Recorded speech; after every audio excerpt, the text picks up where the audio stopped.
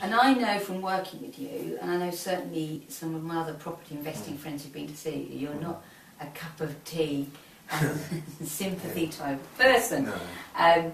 But I'm a nice person. You are nice, and I wouldn't work with you if you were nice, but you are extremely solutions and results driven. Which, to be honest, if somebody comes to see you, and my mentees come to see you, I can teach them all the technical stuff, but if their headset isn't in the right place, it will not happen. And we know that, and I know that from the time I've spent in property investing.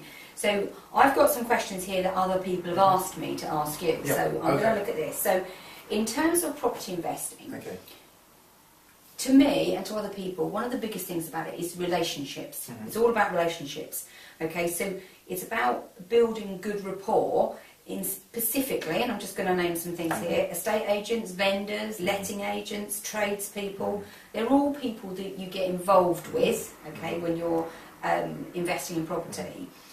Are there one or two tips you would give about helping to build rapport? Because we've heard about this mirroring and, you know, just one or two nuggets that somebody... Can you do that? Yeah, it's like easy mirroring. And, you know, a lot of this comes from NLP, and that's really good. You know, there's lots of great stuff in NLP. And I think some people can sort of take it a bit too literally. So, you know, if I'm sort of every time you... I mean, I've seen a training program which is when they move, you move. So that they go to scratch their ear and, you know, which is ludicrous. That said, people like people who are like them. Yeah. So one of the ways that I approach things is I will make a few decisions. What does this person? What's important to this person? Okay. You know, what are this person's beliefs or values? And I'll guess. Yeah. You know, based on the fact that as human beings we're very good at guessing. We're very good at guessing and taking information and, you know, extrapolating information from scant sort of like data sources. But so I will think, well, you know, what kind of person would appeal to that person?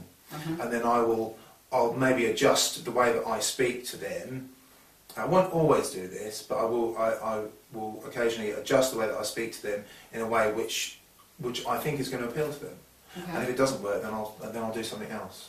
So it's nothing fixed, set, really. So it's basically putting yourself in their shoes almost, and thinking what would appeal to them, what would they like me to... Let me give you an example.